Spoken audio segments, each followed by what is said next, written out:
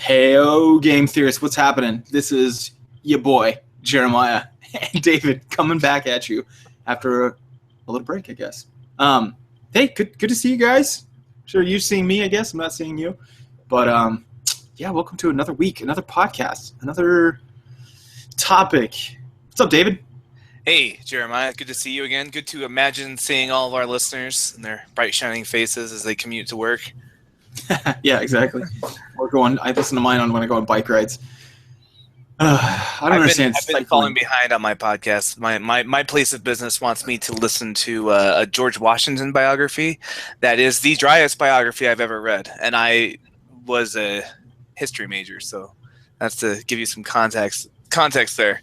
Wow, that sounds awesome.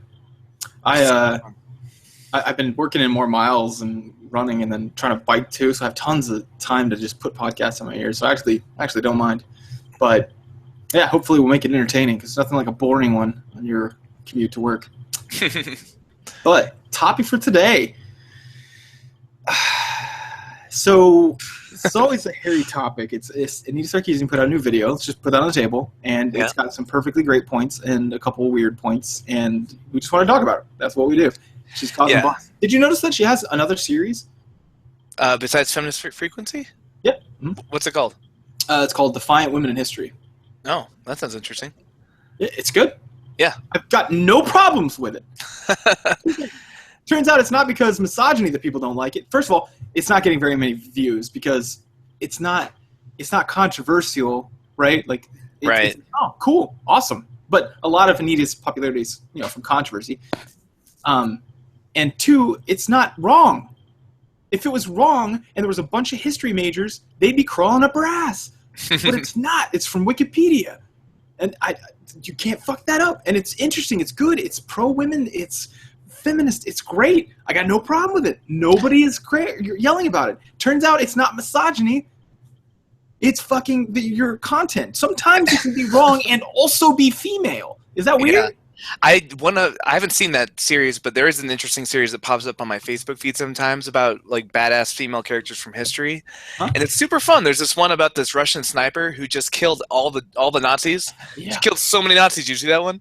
Yeah, she was like they call her like the Angel of Death, and like she was just this like fucking like shadow over every battleground she crossed, and she'd pick off all the officers specifically, so she just had the whole force and terror on the Eastern Front, which is a front that we don't really learn a lot about in our history classes because we're all like, then America showed up and we won the war. But all that Russian-Nazi conflict kind of gets downplayed, so it was really interesting. I would very much like to see JT's mom in that position. She's a badass. This is a lady who hunts, like, just every season. I guess there's black powder season, and, she's got a crossbow.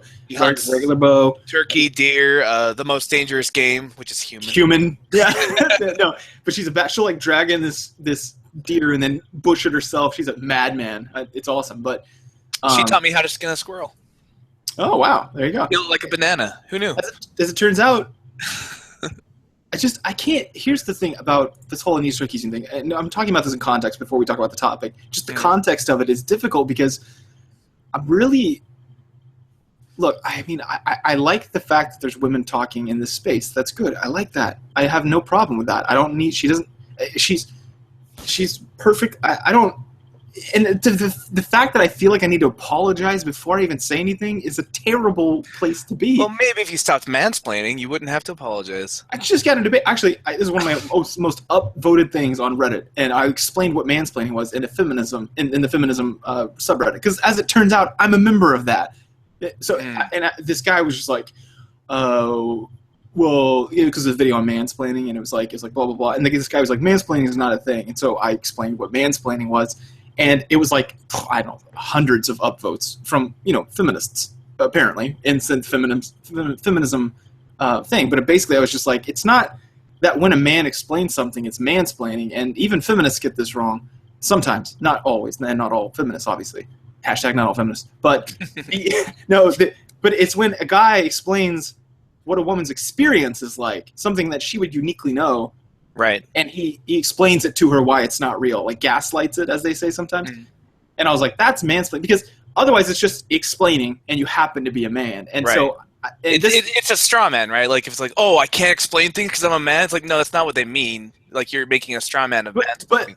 But some do. That's the shitty part, is that they're not all academic feminists. Some of them are armchair feminists, and good on you. But you're also going to get it wrong sometimes. The problem is built into the system of feminism are the tools to make yourself unfalsifiable. That's the scary part to me, because you could say, oh, now you're gaslighting me, which means like that's based on an old movie where these people are trying to make this girl feel insane, the main character, by taking photos out, making her feel like she was never married at all, Mm-hmm. and it was called I think the show was called Gaslight or something like that. Anyway, you can Wikipedia, that's not my specialty, but gaslighting is where it comes from. And so if you do that to someone, a minority or a woman, and you're like, oh well, they were probably not being racist, they were probably just honking at someone else and yelling out the N-word, or whatever, that's gaslighting, or mansplaining if it's a man telling a woman.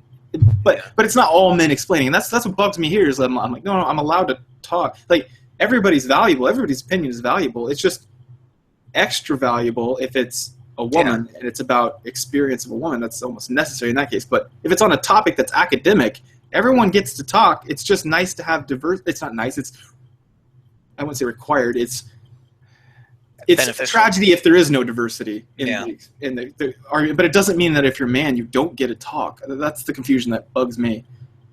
And let's just say from a psychological perspective, let's say you actually do think all men are toxic, right? I don't think many women actually believe that. But let's say you do. You still want to bring them to the table and do this thing that I do in therapy, where you just you listen without listening. Okay, so there's a trick.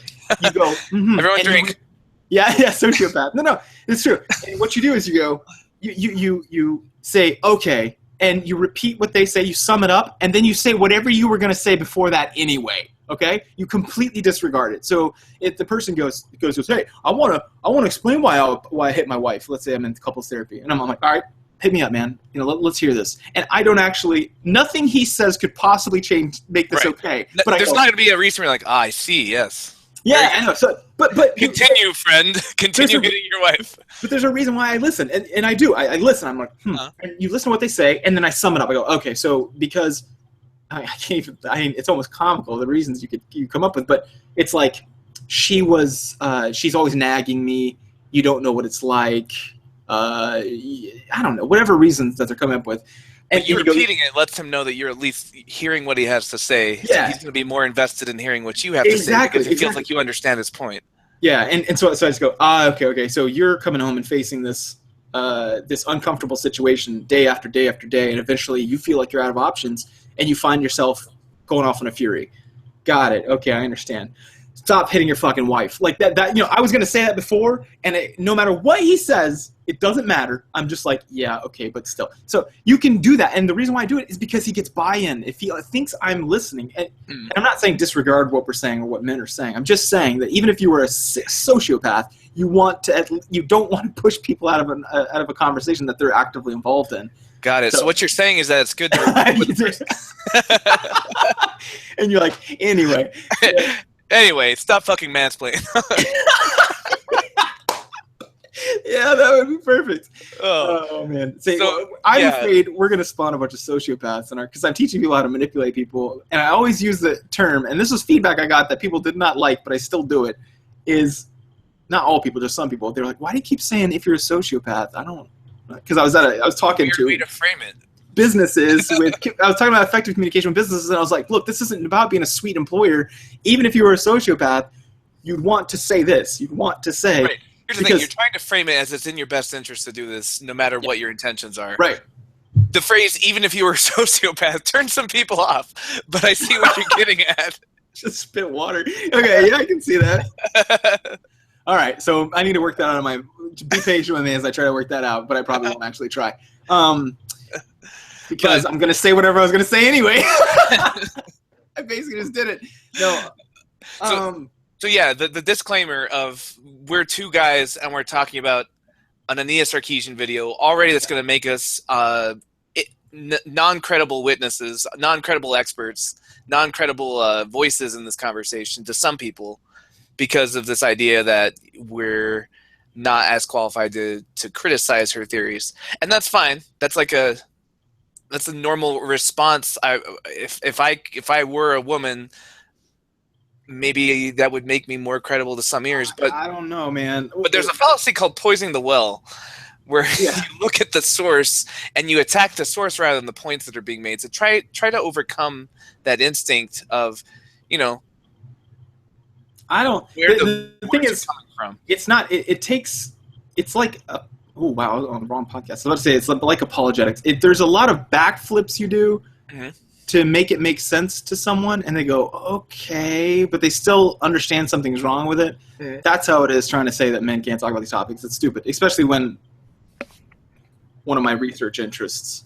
So pretty sure I'm more qualified than almost anyone to talk about this. So I'm probably gonna. And He's got a master's degree in communications, so good point. I only researched this and read everything out there. Good point. And whenever I put my opinion out, people actually listen, and I have invited talks. No big deal. But anyway, so why am I apologizing? Who cares? Look, I'm gonna put it out there, and you guys listen to it or don't. How about that?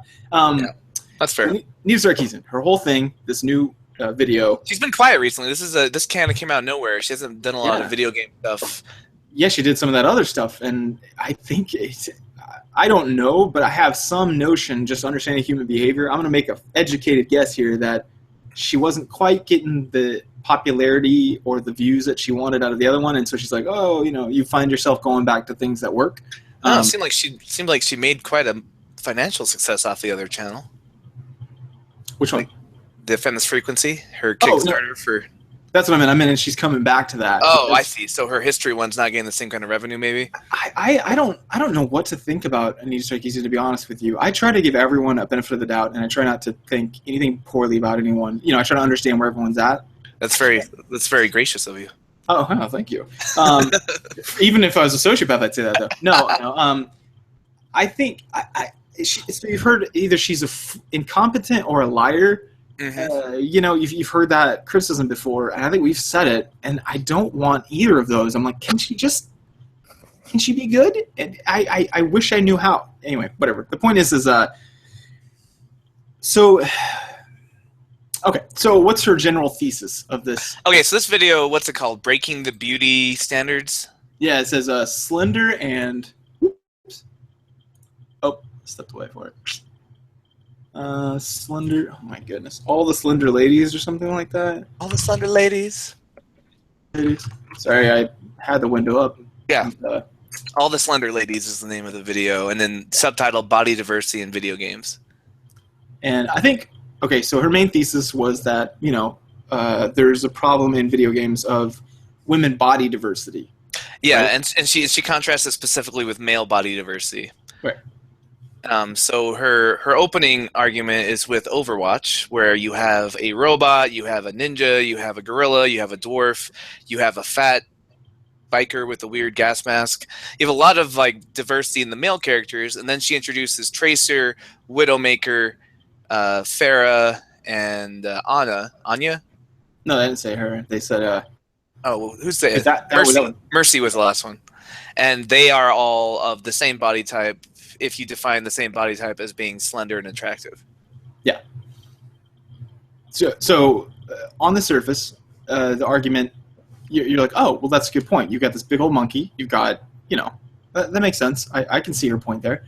And I think she's got a point in that there's less women body diversity than men in video games in general. It's weird to start. So just starting out, it's weird to start with Overwatch to make this point. Right, because she specifically had to go to the launch trailer before the game was out when they were just announcing it. Yeah. And limit herself to only the characters that were in that trailer. So not the alpha, not the beta, not the release. Not the current list. She went back 3 years to just when they were announcing it before the game was out. Which is fine if you make the point. If you're like, oh, okay, look, the game's fine, but let's talk about how they pitched themselves. They didn't even think about this until later. That's cool. Say that.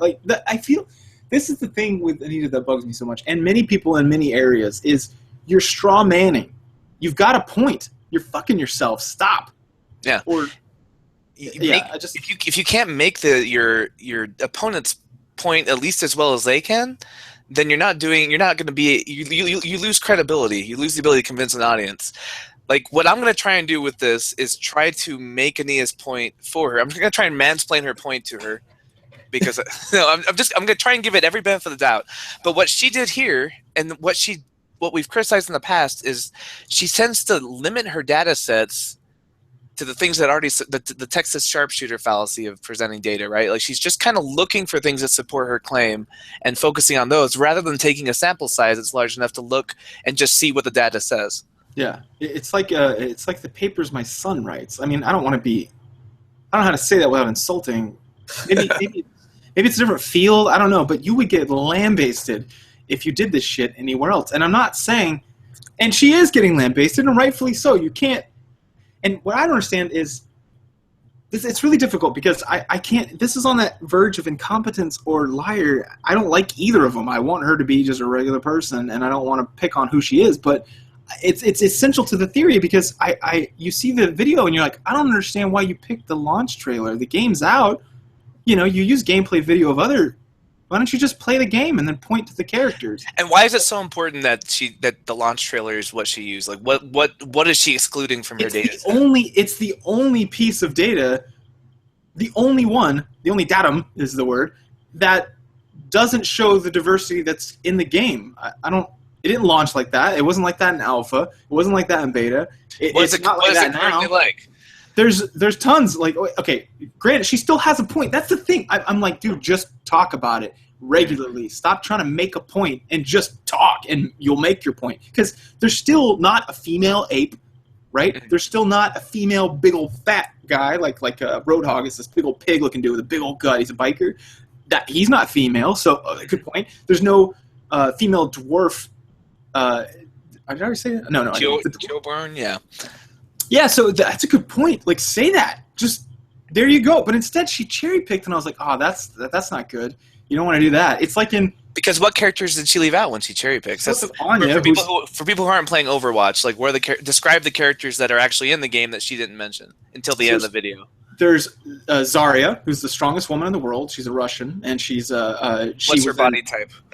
She's massive. She's a bodybuilder. So she's literally called the strongest person in the world. And what she was a bodybuilder. And then she came to this Overwatch initiative to prove herself. But she's stronger than any character, probably stronger than Winston. Like, she's buff.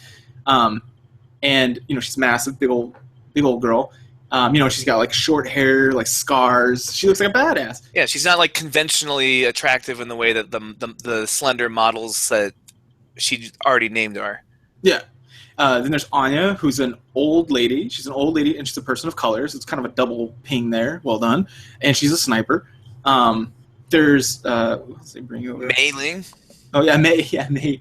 No, not Mei Ling. Is it? It's Mei. Just Mei. Mei. Yeah, Mei. Yeah, Mei's awesome. She's this fat little Chinese girl in a little parka, and she makes winter stuff. I love playing Mei. Like, I wouldn't say fat, but she's definitely not like slender like the other girls. Well, she's a little chubby. They make a lot of jokes at the company that she eats ice cream. She's supposed to be fat. So whether you perceive it or not, they wrote her that way. She's a fat little girl. She's adorable. It's not adorable. She's just regular. She's awkward. She's just an awkward teenage She's like a nerdy girl. Scientist who's like studies the weather. Yeah, and they say, a little junk in her trunk. So making jokes. Same way they do with Roadhog. The point is, none of the characters they've added since the launch trailer fit into this all the female characters are slender model. Yeah. We still lack the diversity of a huge gorilla or a dwarf, right? But what I'm saying is Blizzard, while not being perfect, seems to be a company that's making efforts in that direction. They're really quick to change whenever they do something like Tracer's sexy butt pose. They change that away when somebody complained. And even that was an overcorrection because right. I'm saying is even if I'm not saying that they are perfectly handling this, but if anything, they're overcorrecting in the favor of people like in the Sarkeesian. Yeah. Right? If you look at the other game she didn't mention, Heroes of the Storm, which is funny because she mentions League of Legends and Dota to support her hypothesis, right? And she mentions the Blizzard IP of the first-person shooter, but not the Blizzard IP. Brings up Blizzard at the beginning and then leaves Blizzard behind when we move on to MOBAs. Because the women there are more diverse than the men. All the men have rippling muscles, even the elves. Even the mages. The mages are ripped as fuck, but they've got Zarya's in that game now too. They brought 2 girls, no men so far, from the Overwatch IP. Yeah. So let's just remember that. Which is, should be a positive mark that she gives them. Nope. But there's also Zagara, who's a Zerg queen. It doesn't get any more weird than that. And she's not sexualized. She's just a big old gross Zerg thing. There's Sergeant Hammer, who's like a 4'3", like stout little dwarf looking. Very rotund. Yeah, like stout little dwarfy girl. There's there's Oriole, who's like a floating angel. It's just like the male version of her, which is Tyrael. There's Mealy or whatever, the little panda girl. Yeah, there's Lily, a small panda. Panda. There's all kind. I mean, women are so diverse. I was like, what? Why did you go to League of Legends? League of Legends. The female body types are as diverse as the male, if not more so. In Heroes. They're more so. Oh no, definitely more. I mean, I would make the argument strong. I play that game. Yeah, you know the game more than I do. I would play it competitively. It's just as, if not more so, and you're going to go ahead and say more so. But instead of even mentioning that as even an example of like, but some companies are making moves in the right direction. Here's what I'm looking for. So why doesn't she? I have my theory. I just want to see if we come in the same place. Okay, so let me develop the thought. She brings up League of Legends. She brings up Dota as examples of females almost all being attractive and the same body type. Yeah. So she's talking about Blizzard. Mm-hmm. And then she goes, "Oh, I'm talking about Blizzard," and she even says Blizzard. She doesn't say just Overwatch. She says Blizzard came out with the massively blah blah blah. And then she switches to MOBAs, but she doesn't go to Blizzard's MOBA first, which is if you're organizing an essay or literally anything, or just your data, you would just you typically go there, but she didn't, and I was like, oh, okay, whatever. But then she went League of Legends and she went Dota, and I was like, well, then why didn't we talk about Blizzard's? So yeah, that's the thought so far. So again, it looks like. And so she points out that, yes, most of the women have the same body types there because she has a fucking point and that a lot of games are doing this, right? Yeah. And so she points out two good examples and like League of Legends, that she pointed out like 3 counter examples just to show that they existed, like the little Yordling girl and some other ones. And she's like, yeah, there are some, but most of them look like this. She showed pictures. Her production quality is excellent, which is to be expected when you get like $400,000 of Kickstarter funding. Yeah. But she doesn't stop with a counterpoint and say like, and as a counterexample, here's what Blizzard's doing. That's actually what I'm asking for. Why doesn't she do it? That's the question you're asking. I don't know, except that it seems like she thinks it might weaken her overall argument if she includes like something that doesn't fit to her thesis. I think so. I think that you need. So a lot of this is running on a lot of social movements that are important movements. I'm not downplaying this. They're fueled by outrage. Look at the Black Lives Matter thing. I think there is a problem with police shooting people, especially black people. White people too. I'm not stupid. I'm not saying that no white people get shot, but I'm under the impression, and I haven't seen the data on this, but I'm under the impression that black people are shot more quickly because of a perception of danger, right? Anecdotally, having been a white person my whole life, I've never felt nervous for my life when the police pulls me over. But having ridden with black people in the car, I've seen how it plays out differently. Just anecdotally, doesn't mean it's a trend. Yeah, but and my wife works in West Memphis. It's a very below SES, very black neighborhoods, and they all have a perception that the police are against them, right? Like they're the enemy. And in white neighborhoods like mine, it's mostly white people. I'd say probably a third black people. When the police come through, everyone's waving. So it's a different zeitgeist, right? Right. Even if the data doesn't play out, because I've seen a lot of counter apologetics of like, well, white people die more often or whatever. Even if that's true, which I haven't looked, the fact that that's the impression, that's the zeitgeist, that's the mood, like should give us pause and say there's a problem here. Even if it's a perceived problem, we should address it. Yeah, definitely. And so all I'm saying is, wait, how did that come up? The Black Lives Matter. Outrage is what a lot of these yeah. So outrage is what's making, like, look in North Carolina, they just had like a 4-day riots or something, 3-day riots. I think it was 4, and over outrage, right? You need that mechanic there to exist. And the problem with Anita, I think, is that it robs her of all of her outrage if she points out all of the good examples out there. Or she paints it in a good light like we did. What we did, that academic feminism one, there's a reason why it doesn't have 600,000 views like hers does. It's not that interesting. Well, we don't have marketing too, but you get my point. I'm just saying it's not controversial. The reason why she went over and did Defiant Women in History, which is a cool series. As far as I've only watched like half of 2 of them, so I can't endorse it yet, but it looked fine. I was like, this is fine. There's a reason why there's no one's outraged. This is fine. It's not about misogyny. That's the stupidest bullshit. It's about people being upset about their love. It's like if you walk up to and watch, you get the same outrage if you do this. Walk into a comic book shop and go, Hulk versus Superman, Hulk wins, and walk out. whoa. I mean, we're not even talking about real shit here, and you're gonna get. You could see a fist fight. You could see two nerds get in a fist fight, guaranteed. Because we're passionate about our hobbies, right? Geeks are. So, are you still there? Yeah, okay. I think everyone's passionate about their hobbies, and just or not, especially geeks, right? Yeah, I think. But if I walked in, like my coworkers talk about the football game that happened last night, and if I walk in and be like, yeah, but you guys, did you know that football is the leading cause of spouse abuse, and you guys are all more likely to beat your wives if you watch football, and just walk out, they'd be upset because that's just something I made up. There's no science backing me up. I'm painting them in a bad light, and I'm throwing their hobby under the bus. And you're not one of them. Like that's not. And I'm an outsider who doesn't watch football. And who cares about that? Except that you wouldn't know nuance. And well, maybe that's not important. Except here we're proving it is. Here we're saying no, the nuance is what you're leaving out, and that's really stupid. Like the Hitman, the famous Hitman one, where she drags around the females. I was like, the game's called Hitman Silent Assassin, and you literally lose the mission if you kill civilians of any kind, women or men. And like people would go through and they'd be like, watch this, and they'd punch the girl and then start dragging her and watch the reaction of everyone. They're all like, ah! And then they'd punch the guy standing right next to her, and they'd all do the same thing, like, ah! But she, they left that out. I was like, are they also incentivizing punching men?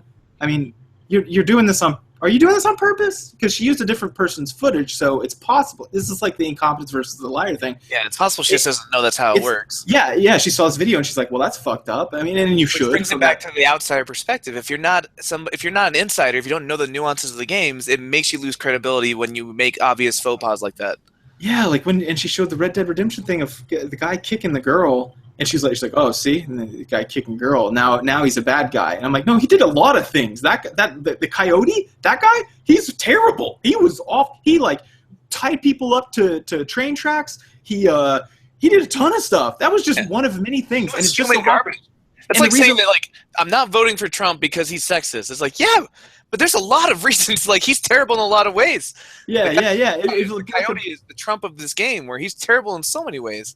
Exactly. Like I was like, that's really weird to perseverate over that one scene, and that's only the scene you see when you come up to shoot him. Like you finally decide to kill him. Oh, no spoilers, but I guess spoilers. But and you see him beat this girl that you like. You can't give a spoiler and then say no spoilers like it didn't happen. Yeah. So it's like finding out that Darth Vader's Luke's father. No spoilers. That was a spoiler. You said Donald Trump, so I just figured I could just say whatever I wanted to be true. That's true. Those are some good words. Those are the best words. These are the best words. So yeah, anyway, there's context to it. It's just absurd. Your friend gets beat up too. I mean, it's not just girl. It's just I'm outraged by it myself. But I think that's it. I'm trying to think of this. She may have that thought go through her head. It's true, or she may just be behaving that way. Like she's just like a lot of people make decisions without knowing why they make them, but they go towards things that work. Like we always say the rat is always right. The rat. There was the famous experimental behaviorist who. He kept putting this rat down. They were trying to show that they could learn mazes, and the rat would always turn to where the cheese was rather than where it had learned where the cheese was last time. They're like, that doesn't make any sense. The cheese is too small. The rat shouldn't be able to smell it. Why is it keep turning right? Why won't the stupid rat? And here's the quote: why won't the stupid rat do what it's supposed to do? And then one of the fathers of behaviorism, John Watson, asked that, and one of his grad students was like, well, the rat is always right. And then he was like, oh shit. You're right. Yeah, of course. The rat's doing what it's supposed to. I'm the one who fucked up by setting up the maze, you goofy. I'm doing something wrong. Mm-hmm. And so it's the same thing here. It's like, well, the rat's going to do what the rat's going to do based on the incentives. Like, she may be moving towards clipping certain things out and never making the moral judgment to do it, but it doesn't excuse her from that fact. I just think I can't. She's fueling her campaign based on falsehoods that she's either willingly doing or unwillingly doing, and either one's terrible. Which is taking away from the message that is a valid message, which we're on board with. Body diversity. I was like, yeah, good point. Yeah, that's great, dude. Get a woman ape in there. That's cool. She's making claims that body diversity is a positive thing, which I'm on board with. Here's the question though, because I don't want to straw man her. I want to find out what she wants. Like if I were going to make the ideal game for Nia Sarkeesian, what would it look like? In my head, I think Here's the Storm would be that game, but she doesn't bring it up, so I don't know if that is or not. Yeah, and there. Okay, so I heard an interesting debate. Get ready for some real controversy here. I heard an interesting debate. It was called "Is affirmative action good?" And I was like, "What?" And it's on this podcast called Intelligence Squared. Where they just Yeah, they pick a topic and they have people who are like PhDs or usually PhDs, they're almost always academics, debate it on both sides. Mhm. And I was like, how do you debate that? Of course it's a good thing. What is wrong with you? Who's going to be on the negative side of this? Oh, no, it says affirmative action is a bad thing. That was the positive movement. And then the negative had to be, of course, like, it's not. And I was like, what? So out of pure morbid curiosity, it's one of the more recent ones, I downloaded that one, even though it was in a backlog, and I was like, I got to see this. And they they bring up some good points, but one of the points, as they say, is what is it about diversity? Let's talk about what diversity, what it adds to the table. Because right now we've got this glowing idea. You just say diversity, and everybody's like, well, yeah, because we all want it. We're sort of pleading the question. We're begging the question when we like the unspoken premise is diversity is a net positive. And I definitely believe it is. Before anyone freaks out, I definitely believe it is. But let's talk about why it is. And one of the reasons is because it allows people, like, let's say in a video game. In a video game, it allows people to identify with the character and play it. But not all people are doing that. My favorite character in that game is Tracer, a female girl from England. I love playing her. She's fun. And I don't identify with her at all. She's thin. She's short. I'm tall and thicker, big. I'm strong. I don't know. Athletic. I don't know. I'm not her is all I'm saying. Yeah. Would the response be that that's fair enough, but if you wanted you at least live in a game world where people that look like you are running around and a girl that's maybe overweight or something doesn't have that same kind of experience? Maybe so. I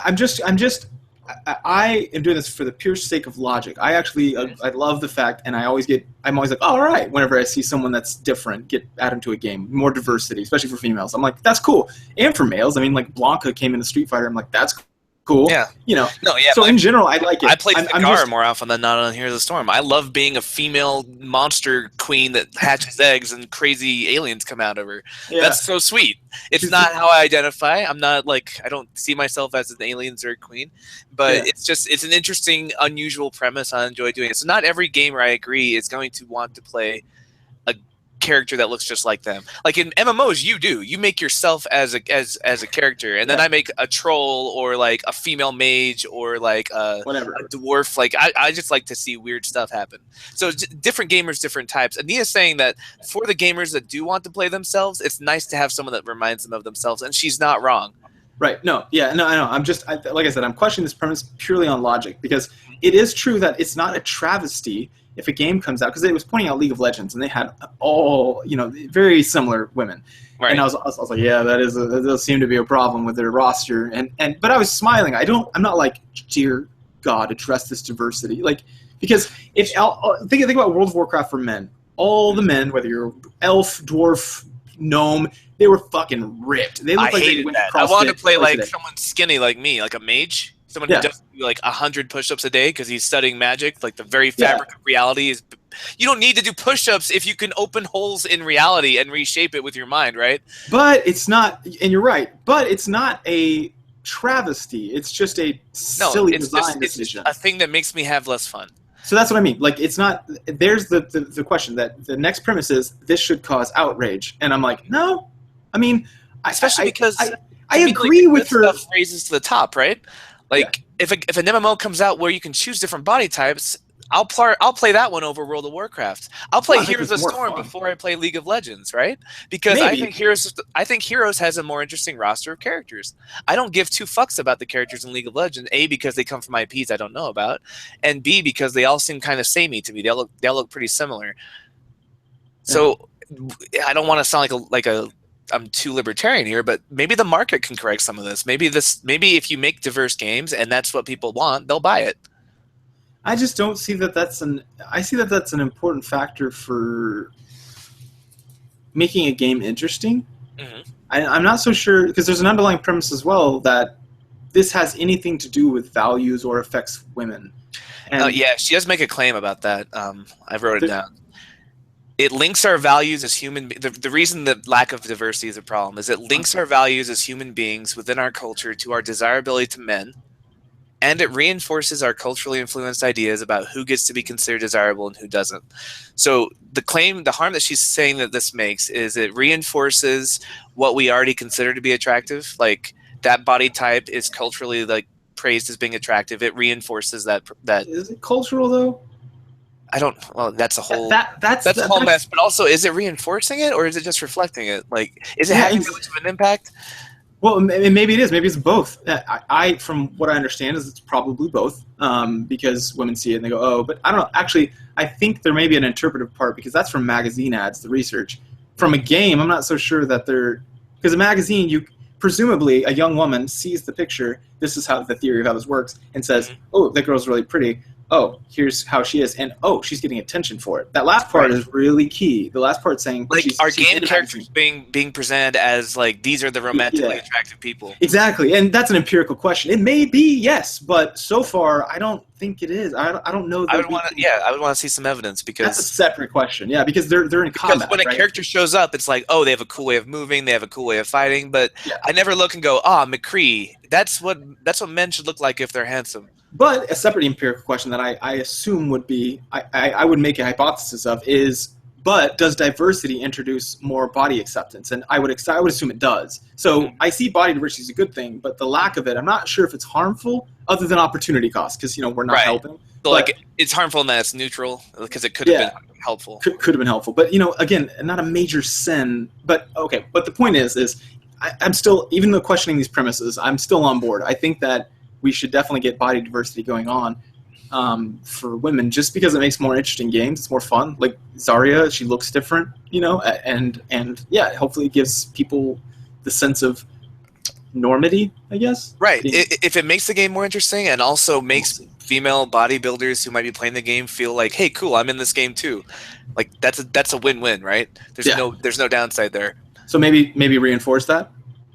Yes, so that brings me to the next question is, if your goal is to make a world where these games are successful and you have an idea in your head of what kind of games you want, why would you not reinforce the ones that are conforming to that? Well, that's exactly my question. So I'm an almost psychologist, and I looked at this and I was like, imagine you want good fathering. That's something I'm interested in.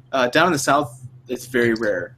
In Colorado, Michelle made comments. She's like, "Hey, I see dads walking strollers about as often as I see moms. About as often." Down here, I was like, I think once I saw a dad. It's almost always women. And it's weird with me because they're like, "Hey, we got your kids. Where's the wife?" And I'm like, they're my kids. Yeah, I'm not babysitting them. They're my kids. I know, and people think we're radical liberals here. And I'm like, I don't, that feels pretty normal to me, actually. But anyway, the point is what was the fucking point? Modeling what you want. Like, so dads, good fathers. Good dads. So my natural instinct is whenever I see another dad being a good dad, I'm like, hey, nice, and I reinforce it on accident. Look, people for millions of years have not known what reinforcement was, but they've been doing it because it's natural, right? It's this natural thing of going, oh, people pay attention to you. They look at you if you're doing something cool. And they continue looking at you in a good way, like admirably, if you continue to do something cool. So people start doing it more. This is how celebrities are born, things like that. Like you just, it's a natural. So you would want to reinforce that. So to selectively unreinforce it and then punish everyone around them, it'd be like you and you get a pink slip. You get busted for this, and this person worked 6 days of overtime, and you didn't say anything to him. Right. You're like, why didn't you? Wait, do you want to punish bad behavior or do you want to make people good workers? Because if you're making people good workers, you want to say, good for you if you're working well. You can punish other people too, but all I'm saying is this is a weird thing for someone to selectively do. It either happened on accident or I think some of the... It'd be weird for her to know about Overwatch and not Heroes of the Storm. Overwatch is a newer game with a smaller player base. Yeah, and so to not mention that, her behavior suggests, I would put this in a way to report, the client's behavior suggests that she is obtaining reinforcement, driving her criticizing behavior, and she perceives some punishment for driving her reinforcing behavior for the good stuff. And that's not disputed. No psychologist would be like, I disagree with that statement. That's fine. Where you go from there is... The damning part, though, is you're like, why would she perceive punishment from there?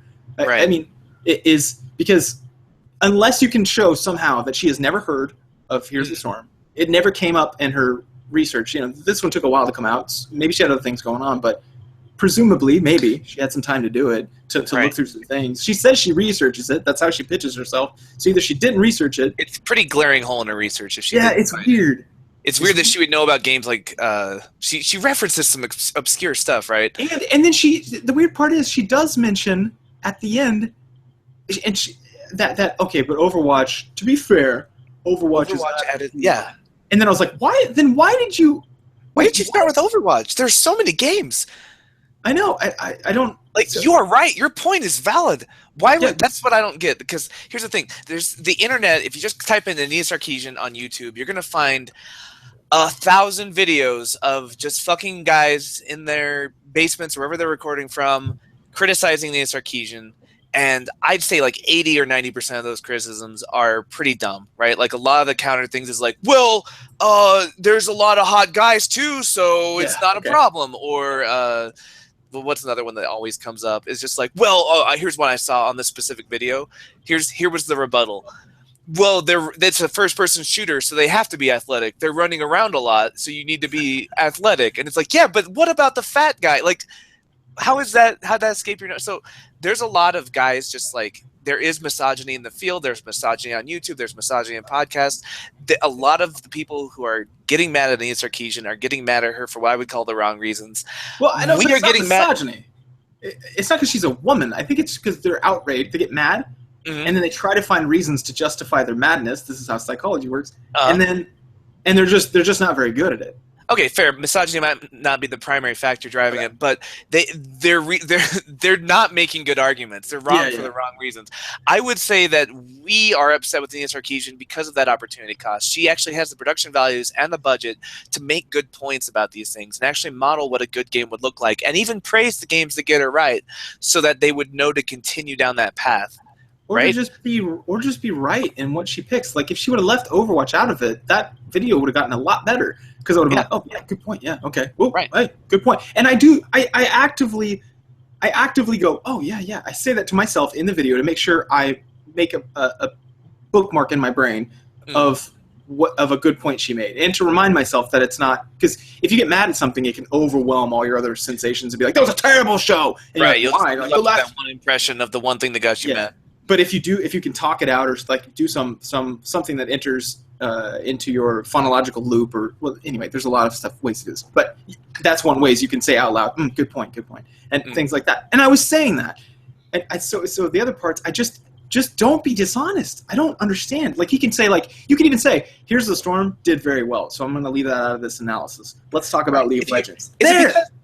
When you go to academia, if you go to grad school or anything that requires publishing or writing articles, one thing you're trained to do right away is to anticipate the counter arguments and address them. Yeah. To anticipate what else has been said, that's how you defend a thesis, that's how you do a lot of things. But even 5 minutes at the end saying, I know a lot of you are going to bring up Blizzard. I agree, Blizzard's doing it right, but they're in the minority right now. That would do wonders for her credibility and would get a lot of these people off her back. I mean, the people who are still mad about like, well, there's strong men and no one complains about that. It's like, okay, those guys are going to be bad no matter what you do. But you can win over a lot of the reasonable audience just by being academically honest. Yeah. Well, okay. There's a psychological effect that happens all the time. This happens most often in couples therapy, and you're about to find out why. But this happens all over in life. And it's this. Minimizing. Have you ever heard about this? Like, is this similar to gaslighting, where you're just playing down something that they think is a big deal, and you're like, no, it's not. Actually, it's not that big a deal. I don't really do it that often. Yeah, exactly. It's when let's say you and I are playing a game. No, fuck it. We're out having a burger or something. Okay. And all of a sudden, I go... Real life.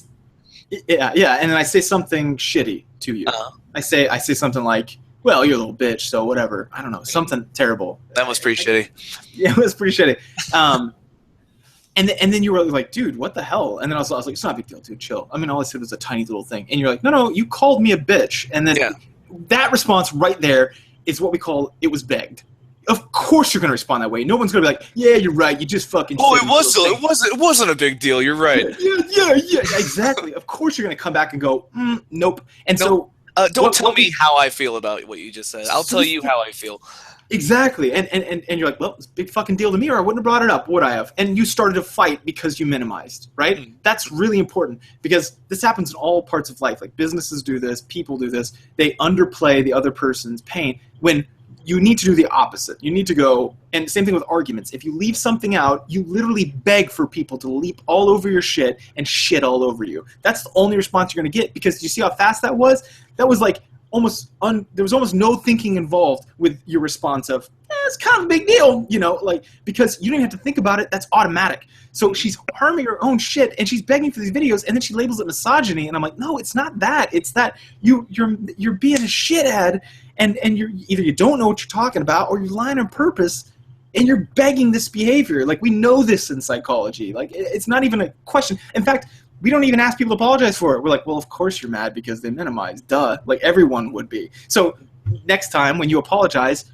risk overdoing it if you need to, but at least hit the mark. You know, be like, that was pretty shitty of me. I really didn't think about that, and I could have taken the time to. And then you would have been like, you have nothing to say. Yeah, okay. Like, it's so whenever people point out the stuff that it's misogyny, or they're like, oh, it's the audience's fault, I'm like, it's absolutely not the audience's fault. Look, the rat is always right, and every time she makes a goddamn video, there's like, I'm sure YouTube's Google servers blow the fuck up because people are like, what the hell? I mean, you can't watch that. You and I are trained for years, a decade maybe, to think objectively, and I do, and I still go, God damn, that's really bad. Like, I can't. Yeah. So I imagine I would be outraged if I was anyone else while I'm watching it. I'd be like, what the fuck? This is bullshit. You know, this is my hobby. Mom, get this computer out. Yeah. You throw a Cartman tantrum because, like, it's almost perfectly designed. And again, this is that conspiracy theory thing. So I'm not saying this is what's going on. This would be an evil super genius move. But if you didn't know better, you would think that her videos were designed to piss people off and get clicks. Yeah. It may, I mean, I don't know, maybe, but yeah, like, I hope that she's not, that would not be my running theory, just because that's very unfavorable, and it would make her a monster, and she doesn't seem like a monster. I've never met her. And it also make her an evil genius, and that, I don't think that she's an evil genius either. Like, she's just a person. My view of Anita is she's a person who thinks the world will be better with more equality in the world, and she's going about it in a way that's somewhat damaging to her own cause. Yeah, that's how I see it. And that's the most favorable, so it's also the most, you know, psychology is about attaching to narratives that help you, or most helpful for you. Like, some days it's helpful for me to go, I'm awesome today. I like that. I'm going to attach to that narrative today. Because you're going to find that most things in life are just as true as how hard you're looking for evidence for it. If it's an opinion, like, I'm a shitbag or I'm not, or whatever. Yeah. Or there's no biodiversity in Mobus. Yeah, right. Well, yeah, there you go. That's what people get. Okay, anyway. The thing about Anita that's so frustrating is exactly that. I think you can't. So what she does is pisses people off by minimizing, right? By underrepresenting anything and not stating the correct problem, but then stating as a fact and using your credentials. I'm a media critic. No, you're not criticizing media right now. And if you are, where did you get your degree? You're awful at it. So I'm assuming you're doing this as a civilian, because that's what they do. I'm like, dude, that's no academic way to do that. People are like, well, she's not an academic. And I'm like, well, but she said she is, and she makes sure she puts that on all her slideshows that she gives whenever she says that. So I'm assuming she is. But even if she's an expert. Yeah, and if she isn't, then who the fuck cares? Then I trump her by far and fuck her, right? But, or most people do. Anyone would. Anyone's opinion is equally as valid as hers. But it doesn't seem to be that way. They're like, no, she's a media critic. She got a master's degree in communications, which is, if you're in academia, that's the business major of master's degrees. You know, when someone's like, I got a business major, and now I work at McDonald's or whatever. It's a useless, weird, middle-of-the-road degree. So saying she's a media critic by academic standards is a pretty weird thing to say, because there actually is degrees you can get in media critic, or in media, mass media, local media, whatever. Sociology. There's a lot of actual degrees that offer specialization in what she's talking about. Psychology. Yeah. Well, hey, I don't want to step outside my boundaries here. But yeah, human behavior and how we learn things. But here's the shitty part. She does all that. That's great. That's fine. You know, everybody's been wrong on the internet. Who cares? So why are we so mad, though? Why do people get mad? Because when they go to correct her, And then they're like, oh, hey, you probably forgot. It can be this easy. Oh, hey, buddy, you forgot about Here's the Storm.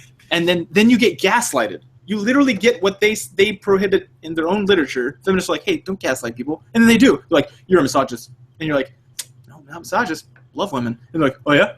No, you're a misogynist. I know you better than you. You're a misogynist. And they try to, like, convince you that you're a misogynist. And I'm like, I don't hate. Like, no, I'm an ally. Oh, self-proclaimed ally. Okay. Yeah, and I'm like, okay, well, I hope I'm an ally. And they're like, well, you're not. And I'm like, oh. Okay, well, I guess you're the board of examiners. I guess I just lost, but I'd like to be. Can I reapply? Nope, failed. Is there a place I can appeal? Is there a higher court? Is there a Supreme Court of who's allowed to be on your team? Why? Yeah, you failed. Why? Because you're misogynist. Oh, we just said like it's circular, but the whole thing is I just reject that. You could be anyone. Like, dude, listen to podcasts, and anytime someone's like, okay, hey, guys, I get it. Yeah, last week I said that this was this, and it's not. I get it. Okay, chill. Definitely not. Like, everyone gets criticized. It's just stupid to gaslight people and pretend that it's because they hate women. Yeah, and then turn your comments off because you're tired of being corrected. Like, it doesn't seem very that's a sign of either, I don't know. I won't try and apply intention to it because maybe she just got tired of hearing a lot of like very toxic things, because that's what most comment sections are on any YouTube channel. But especially that, yeah. Yeah, but I certainly, you're not going to get correct information from people who are experts by closing off communication. Yeah. Which is, I don't know, whatever. She just, how do you sometimes I was telling you this before the podcast, you and I were talking on the phone. I work with people that actively work against their own best interest, and it drives me goddamn crazy. It drives me crazy. I was working with a couple, and the guy and the girl, and they were working through a sexual thing. Hadn't had sex in a year. Okay, and I'm obviously not going to give any names or identifying stuff, but this is a common problem. Yeah.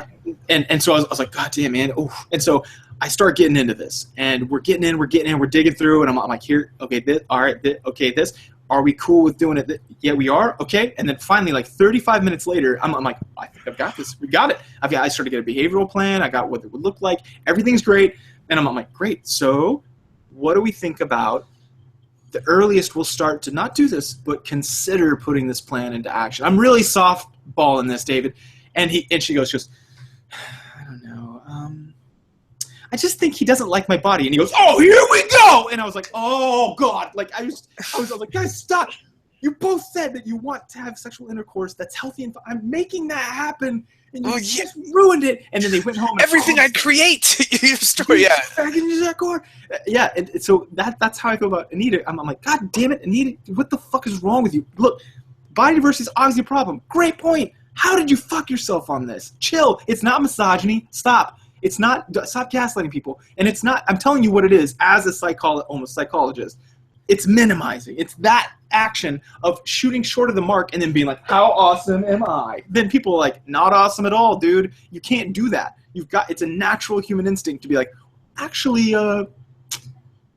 here's the real goal line. It's like someone kicking a field goal, it misses, and they're like, yeah! And you're like, you're going to get corrected. People are going to be like, you missed the field goal, bro. And you're like, oh, you hate football? And you're like, that is absolutely not what's going on here. I'm just letting you know. You really like football. That's why I want you to get the field goal. Yeah, and then they're like, oh, well, you can't convince me that you don't hate football then. And you're like, all right, well, you don't owe me anything. I don't need to convince you of that. I'm just telling you my intentions. Like, I don't believe you. I know you better than you. And you're like, okay, well, guess this conversation's done.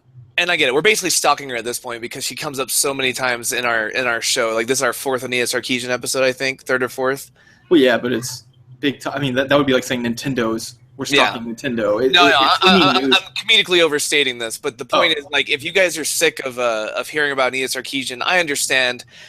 Every time I think we're out, that she pulls us back in with like another thing. It's just she gets so close to being a force for what she claims to be fighting for, and then she shoots herself in the foot and then blames the bullet.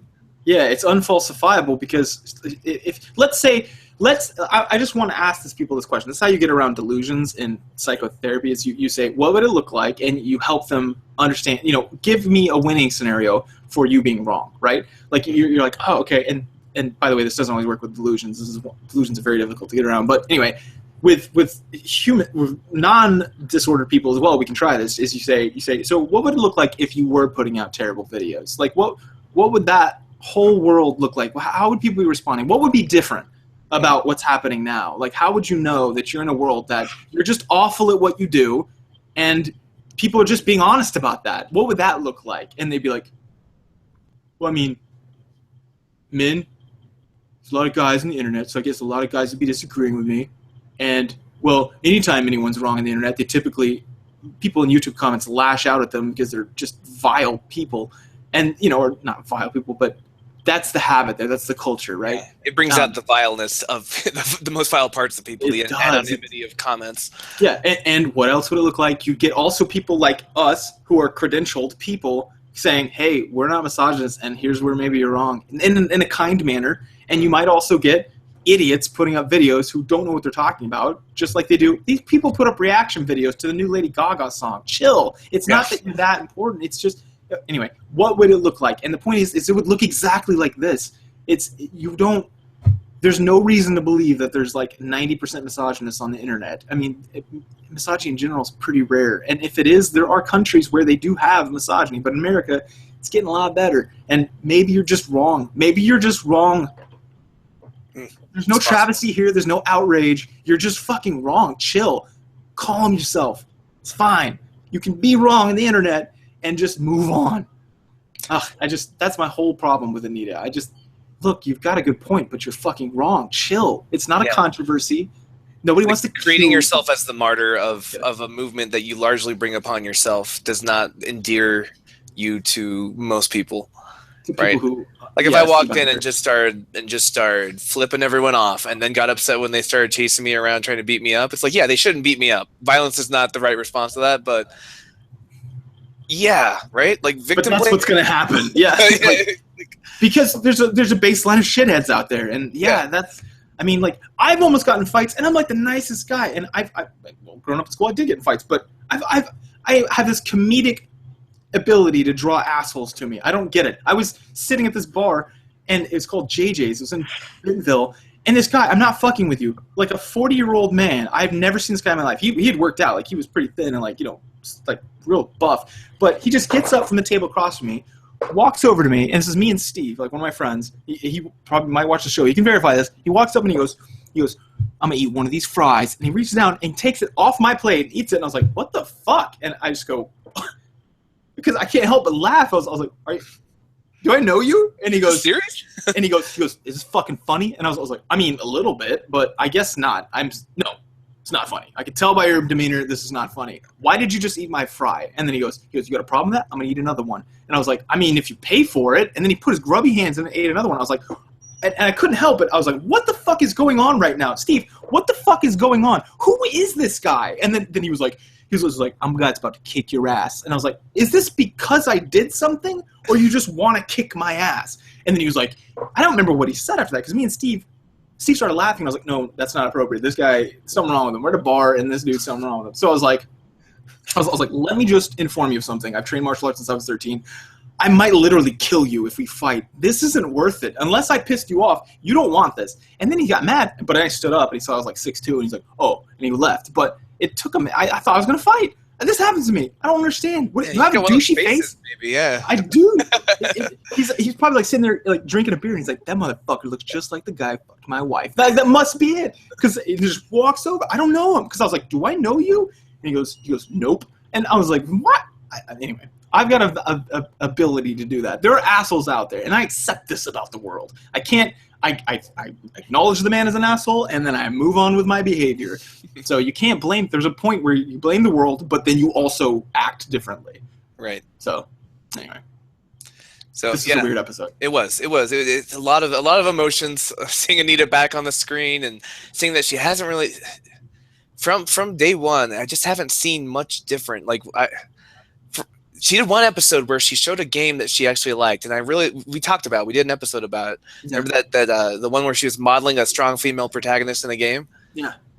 And I thought that was a turning point where she started to realize that maybe a spoonful of sugar can help the medicine go down with this, to quote the immortal Mary Poppins. But we're back to this again. Where she's cherry-picking data. She's purposely leaving out counterexamples, even as a way of at least saying, I'm looking for, please do more games like this. So I don't know. I just can't. To quote my students, I can't even. How do I even? Because I can't even right now. I can't even. Yeah, I don't. Yeah, I've got to calm myself about this whole thing, but I just get frustrated when the answer is right there, and someone doesn't get it, refuses to get it. Then I'm like, at this point, you're trying to be an asshole, aren't you? You are. Ah, damn it, that pisses me off. So with this one, yeah, I get particularly upset because I'm like, you could ask an academic. We're out here. We out here, dog. We're right here. Just email me, and I'll help you. I am very down with your cause. I also am down with truth. And those two things are button heads right now. So, yeah. Anyway. Closing thoughts for me, body diversity in games is a good thing. I want to see more of it. And for me personally, this is one of the reasons I like Heroes of Storm better than other MOBAs is the cast of characters is more diverse, both male and female, and therefore that lends itself to not only more aesthetically diverse things, but also better gameplay options. Like when you have different looking characters, they tend to act differently, they tend to move differently, they tend to fight differently. So the game just gets more interesting for me. I don't know, League of Legends might still be winning in player base. I'm not sure what those numbers are, but I know for me, Heroes of Storm is a better game, and part of it is because they encourage body diversity in their male and female characters alike. Yeah, that same thing. I agree with the message, but how do you fuck yourself so hard on these things and just walk away and blame everyone else? There's a point where, anyway, but overall, body diversity, obviously, cool, good thing, especially with females. Like, yes, men are getting it more, because people brought up counterpoints in some of the videos. I tried to do research on this, and people were like, oh, man, there's animals.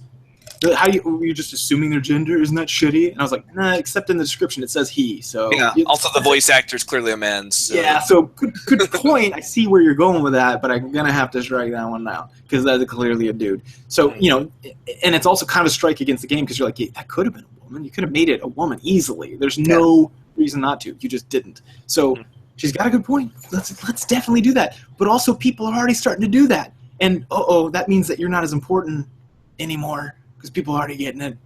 So I think you're kind of done. Dude, I hope her other stuff goes well. It seems to be honest. And I like that. Like, she does... I don't know. I'll have to watch more of it before I give it a glowing recommendation. But as far as I saw, I was like, yeah, this is fine. Like, this is good. Let's stick with this. Yeah. And commenters on the internet, can we refrain from attacking her appearance when we're dealing with the videos? Like, let's just cut that shit out. Because...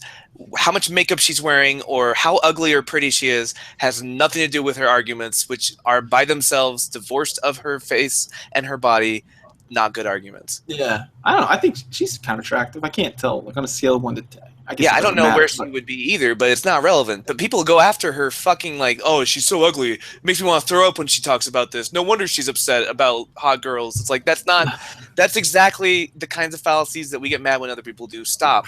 Right. Yeah. Yeah, there's a lot wrong going on there. But anyway, overall, hope you guys liked that analysis. Let us know if yes or no, if you feel that way, or if we're missing something, especially if you have a perspective from, a woman's point of view, and you're like, oh, dude, you guys missed this glaring thing. Hey, blah. Or just, we're sick of hearing you guys talk about that because you're dudes. Valuable feedback. May or may not listen to it, but I'd like to know if it's overall like a large group of people out there. So. Thanks for listening in. Another 2 weeks, we'll come out with another episode. And peace on you, homies.